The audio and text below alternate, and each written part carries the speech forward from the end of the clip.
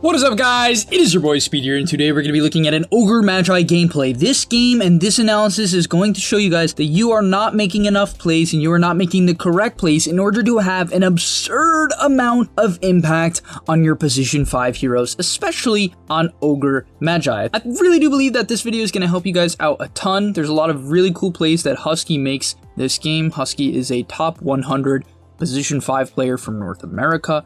We're going to be looking at his game, so smash the like button, subscribe, and let's get right into it. But quickly, before we do, I do want to announce that we just released the GAMELEAP website, right? So if you guys are looking for new content, we just put out this site. It's brand new. I have not been promoting it for the last 2 years now. If you don't know what it is at this point, we put new videos every single day that help you get to the next level. I'm not kidding. You don't believe me? Go check it out. Not reposted YouTube videos, literally new, fresh content, right? So if you're looking for something, oh, it's not on YouTube, it's probably over there. So click the link down below, sign up today, and I hope to see you guys there.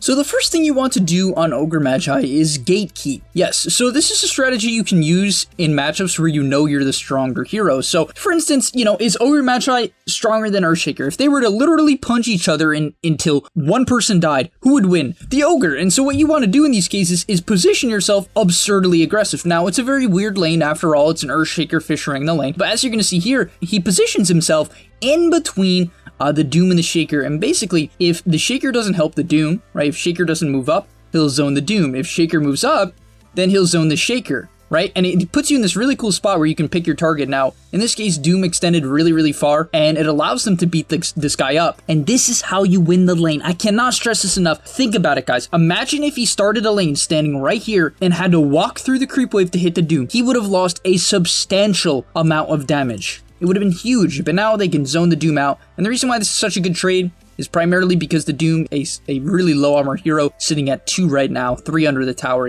But it's really easy to zone Doom like that. Then, after playing aggressive for 2 minutes straight, he's going to look for pulls. He unfortunately missed the last one, but obviously it doesn't matter too much. It's not a good thing, but he's going to come back here and use the Ignite to get the wave. Now, he only gets 2 creeps, but that's totally fine. The main objective of pulling is really often just to get the lane back. Denying the XP is number 2 in my opinion, unless you're able to stack the camp, which in these high MMR pubs is very, very difficult. After all, it will often just get contested. So the next play he makes is arguably questionable, but I really like it. This is personally how I would look at the game and how I would like to play. So what he does is he sees that his Void Spirit has died. Now, you guys don't know this, but the Void Spirit is actually dead for the 2nd time, and therefore he's going to walk mid and take the XP. You might be asking, Speed, what next? No, XP is huge. It is absolutely massive, right? Him getting to an early level 6, even an early level 3 or level 4 is absolutely game-changing. So he secures the range creep and can lane it up, right? After all, your Ogre Magi, even a Quap is going to have a hard time zoning you out. And so he's totally fine to do this. On top of that, he's able to get a huge D ward. His mid laner likely called out that there was a ward here, so he shipped out some sentries, or he's just smart enough to realize that, hey, a Shaker is likely to put a ward on that hill in order to camp the Void Spirit. And finally, the last thing I'd like to say for the laning stage is this play he makes here. So the Shaker has been consistently camping the Void Spirit. Now, Husky, understanding this, is going to rotate mid. He knows that because he gave the Sven a really good start, Sven is going to be fine. He's not completely fine, but after all, the Doom is 20 CS, the Sven is 37, and therefore he can lane. He also has, these items, so he's absolutely fine. And so understanding this concept that the Sven is totally fine, instead of trying to kill a Doom, who has a pretty high amount of regen, raindrops, ton of just sustain items, instead, what he's going to do is pressure this Earthshaker. He's not going to allow the Earthshaker to do whatever he wants. Also, he needs to do this in order to secure the Void Spirit level 6, right? Even if they don't kill this Earthshaker, which they don't, right? After all, the Quap is level 6, they do not want to make a play, considering they have a level disadvantage. But still, you can see, just by him standing here, he's able to get a really good Ignite off, and can continue to auto-attack this Earthshaker, right? Did they pick up the kill? Not right away, but they do eventually as he chases him down. You can see that's huge. If he wasn't here, the Void Spirit would have had no game. The Quap would have camped him out, the Shaker would have fishered him in, and he would have continued to feed, likely to rage out and quit. And yeah, just a play like that completely changes the state of the game. But it really all starts from the fact that he zoned out the Doom so well early on. If he didn't do that, and he roams like this, it's probably just going to be a feed play. And really, there's just so much efficiency within his gameplay. You can see after rotating through mid, he has given his Sven a ton of levels. He's level 4.5, which is still really, really high. And the most impressive part is he's going to get down a deep ward, right? Just scouting out a potential rotation. After all, the enemy team will likely try to invade the Sven when he's taking the triangle, so he's already prepping for that. He's on the next level, right? He is already thinking, okay, my Sven needs to farm the triangle, I need to protect him, so he gets down that war. And on top of that, he's even getting a really nice stack, right? Stacking right before the neutral creeps, the ancients for the Sven, understanding what his carry needs, and he's gonna now make a rotation bottom. It's so smooth, and this is really the big thing that shows me whether or not someone is at the next level, is when everything seems to be pieced together. Now, can you always do this in every single game? No. Things won't always look this smooth, but if you can get this on a relatively reliable basis where your movements seem to make a ton of sense, every single one, and you're always doing something, that's when you're going to do very well. And yeah, so he stacked another ancient camp a second ago and will now take some mid farm. And I love this. Why is this so good? A lot of people would look at this and they'd say, Speed, it's just good because he needs the levels. And yes, that's absolutely true. He needs the levels.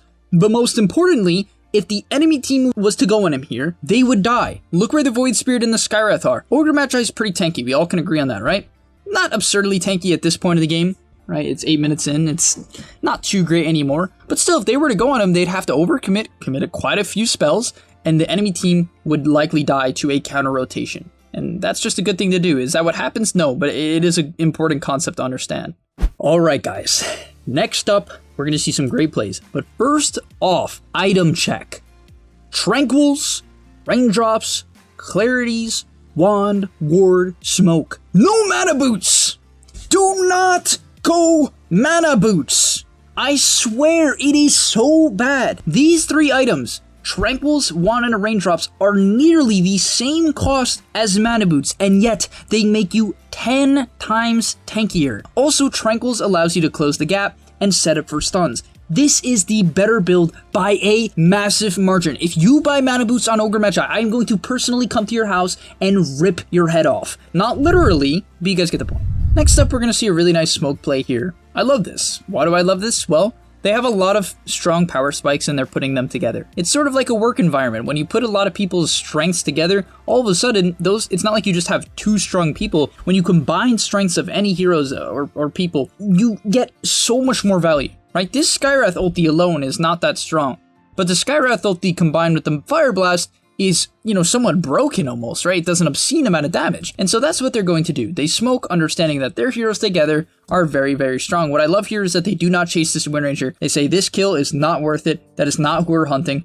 They completely ignore it and they go on this co-op. Now, being the high Mummar players that they are, they understand who has to go in first. If the Ogre Magi walks in first here, they lose the kill, unless this co-op is literally not paying any attention, right? The only time an Ogre could lead in this situation is if it's like Herald. No offense to all you Herald players, but I guess some slight offense.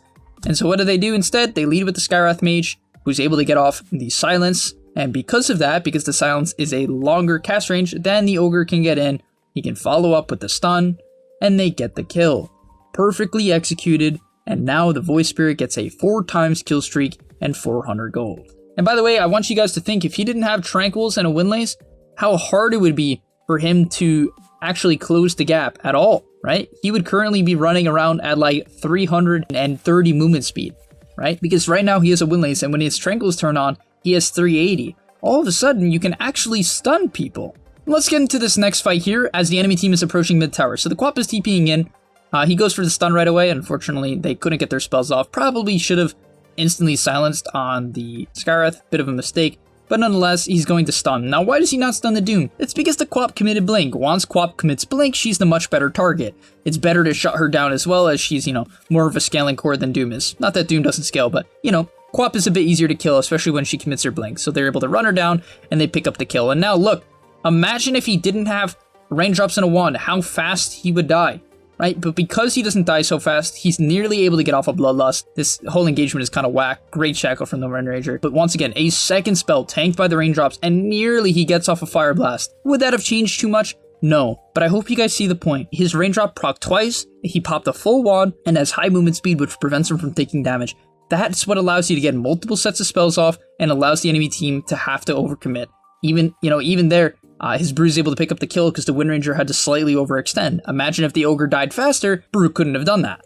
This next fight up here is a very clear display of Dota prowess. So, in this case, they're kind of waiting to go in this mid-tier one. After all, fighting under your towers is very good, right? Allows your team to collapse. So this Fen is going to ult the up, and they see the Quap blink in. Because of this, he leads in, right? Just goes in for the stun. Bit of a stacked stun. Not the end of the world, though, and they're able to pick up the kill, right? They obviously saw the Quap overcommit. I don't know why Quap did that. Just a mistake. And now he's going to follow up, right? Get a stun onto the PL. Unfortunately, no multicast, so they couldn't get the kill right away. But you see how he's sort of frontlining, but he's not overextending too hard. Especially right here. A lot of people would probably expect him to chase the PL.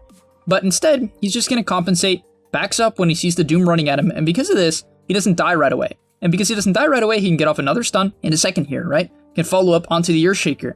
That prevented Earthshaker from getting off his W, right? Maybe that would have changed the fight, who knows? And the Earthshaker also gets bursted by the Skywrath ulti because of it. And just that little movement, the fact that once again he has a wand, windlace, and great attention to detail, being able to sidestep basically a Doom right click is such a big deal, and they're able to clean up the fight. Hardcore. Also, he stays around, right? Whenever you have Tranquils, you can actually do this. You don't have to instantly back. In fact, even here, with popping one Clarity and with his wand charges, even the range drop mana, he can stay on the map, right? He can continue to push in the mid wave, get XP, and ward up the map. And this allows you to be extremely active. Also, this ward is really cool. I don't know how this exactly works, but my guess is that if you sentry this hill, you actually might not see this ward. Don't quote me on that, but that could be really cool. Now, finishing up the mid-game, actually, we're skipping towards 27 minutes in here. This concept, this one little concept, there was another really good example of it in the game. I'll try to show it to you guys, but this concept is so crucial. So there's smoke ganking here, which is, you know, a good concept in itself. Just smoke gank, he constantly has smokes. Like, he's literally always carrying a smoke if it's up, which is good within itself. And now here, you see this PL? Most players' instinct would be what? Run at the PL. But he understands that his hero is probably the worst out of all three around him to catch the PL. He's really slow. So what does he do instead? Walks to the hill and wards with no hesitation. Extremely impressive. Because of this, they're able to get vision of the PL and set up the kill, right? They get the Sven Axe. PL, I guess, just assumed he could doppelganger late, but the Axe from the Void Spirit likely caught him off guard, and they pick up the kill. And that's largely because they got vision so early. So not only is this important for getting a pick off, also I want you to think, if the enemy team was to now fight, this ward would give them enough vision to see if a Doom was coming from here. Then the Sven could reposition, the Brew could reposition, or the Brew could even split early, just based off the pure fact that he put down a 50 gold item on a hill. Anytime you were taking a fight, period, the first thing you should do, besides casting your long-range nukes if you happen to have them, is putting down a ward. And finally, this last play here from him, before we get towards the last fight of the game, is incredible. So he picks up an Invis Room, and now all he needs to do is pop some smokes, right? Ogre's really good at this. Is this necessarily what you want to do the whole game? I wouldn't really do it in the early game unless it's like a 5-man smoke from the enemy team, and you're just going to pop it and commit suicide. But right here, you can see he walks in and he's able to pop the Doom smoke. Right, so he pops the Doom smoke. Now, Doom doesn't see him, right, because he's invis. So Doom's like, oh, there must be someone on my right. There must be someone in the Roche pit. And so he starts approaching from there. And because of that, the Shaker also walks up. He's like, oh, I'm going to follow up, right? Now, Shaker's in vision. And because of that, he's able to stun. Honestly, I do think he should have stunned the Shaker. But nonetheless, he's not going to overcommit. So you could even argue here, okay, he's going to stun the Doom so he doesn't have to overcommit. And right, he stuns, doesn't auto-attack, backs up, right? Wants the enemy team to overcommit. Now, they're smart enough not to chase up a hill, but they're able to force a Doom BKB, right? They're able to force the Doom BKB, and now the Quap's gonna blink in. She's like, oh, let's fight, guys. And now, obviously, she has the BKB, and they get 2 BKBs, just because he popped the smoke, right? Imagine if they got to jump the Skywrath, or the Doom, or the Sven, or the Brew, or the Sven, then all of a sudden, that fight would look completely different. So a great play to scout out that rotation and pop their smoke. And then, basically, to end off the game, we see a counter smoke. I love this play so much. Anytime the enemy team has to back off from an engagement or a tower, that is, in my opinion, the best time to smoke, because they expect you to be scared. They're like, oh, we just got ran at, right? We have to chill and just farm. We don't know what they're going to do next. But instead, what you can do is just instantly smoke up. Take advantage of the fact that, you know, they're going to be on the back foot. They just pop their BKBs. They don't want to fight, right? They have the 34-second BKB here, 37 here. So they instantly smoke. The enemy team can't fight. In fact, they should be full backing, right? I really do believe that enemy team is making a mistake here. They have no BKBs. They can't fight even if they want to. And now they lead in with the smoke. The PL gets caught out, and they're going to be able to easily win the fight. Tried to go for a stun onto the Shaker. Couldn't get it, but he does find one onto the Quap. Obviously, she has no BKB, so she just instantly dies. She goes down, the Wind Ranger to follow, and the fight is completely over. And that all stemmed off the fact that he bought a smoke and popped their smoke. If he doesn't do those 2 plays, this game and this engagement would look completely different. And that is why things like draft, do they matter? Yes, but players often don't even consider or even come close to making as high impact plays as he just did from the 5 roll. And to completely end off this game, as this is the final engagement of this match, we are going to see some really good positioning, really good item decision making, and a god tier bait. They see the enemy team going mid. Obviously the brew is going to get doomed. That's a fine decision from the doom. However, the ogre is in a great position. Because of that, he's able to get off a god tier glimmer, which allows the brew to kite out. Now you might be saying, well, speed, now he's stuck at a position. Who cares at this point? He saved the brew. He's trading his life for the brew's life, and that's all he has to do. Also, at this point of the game, he has a 275 health talent, and he has 2,500 HP with a craggy coat. He doesn't die even relatively easily. Also, look at his items, right? So tanky. Because of this, Doom's gonna, even bother hitting him. A terrible Fisher from the Earthshaker, because he's like, oh, maybe we want to kill this guy. But of course, they don't really want to. And now all he has to do is walk in. They hard overcommit for the brew, which kind of makes sense, right? He's doomed. They need to kill him before he gets off BKB and split. And that all, once again, stems off good positioning and a god tier Glimmer Cape. And because of that, they have to overcommit for this brew. The Sven gets an easy 2-man stun, cleans up the PL, and this game is absolutely over at this point. And I'm not going to say just because of one Glimmer, but just because of one Glimmer. But yeah, thank you guys for watching. I hope you enjoyed. I hope this gives you some really cool perspectives on top tier supporting gameplay. If it does, please do smash the like button and subscribe, as this was a video that I did do quite a bit of research for, and I hope to see you in the next one. Peace. Before you leave, just want to say a quick message. If you're trying to get better at Dota or you just enjoyed that video, I know this is pretty general, and you're going to hear this quite a bit from me, but I recommend you sign up to GameLeap.com. Why? Because I put a lot of effort into the content over there, and generally the effort I do there is different from the content you're going to see here on YouTube. It is different.